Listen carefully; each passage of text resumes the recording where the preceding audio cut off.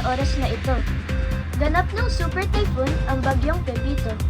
Ayon sa pag-asa, ang sentro ng bagyo ay huling namataan sa layong 215 kilometers sa silangan ng Catarman, Northern Samar. Taglay ng bagyo ang lakas ng hangin na aabot sa 185 kilometers per hour. Malapit sa gitna at pagbugso na aabot sa 230 kilometers per hour. Kumilos ang bagyo na kahilagang kanluran sa bilis na 25 kilometers per hour.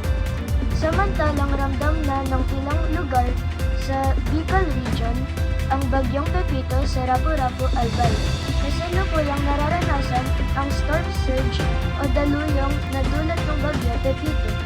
Sa pulang video ng isang residente, Sabado ng umaga nang biglang umana ang alon sa lalampasigan, ayon sa namamahala sa lugar na ilikas na ang mga residente sa lugar kung saan na nasa evacuation center na silang lahat. Sa Albay naman, nakuhanan naman ng video ang rumaragasang tubig na umaapaw mula sa dagat. Bandang alas 6 ng umaga, makikita sa video ang pagtutulungan para maisalba ang kanilang mga motor at iba pang kagamitan. Sa Legazpi City, nakuhanan ng video ang malakas na alon sa Legazpi Boulevard. Ayon sa residenteng pasadong alas 6 ng umaga nang lumakas ang alon sa lugar.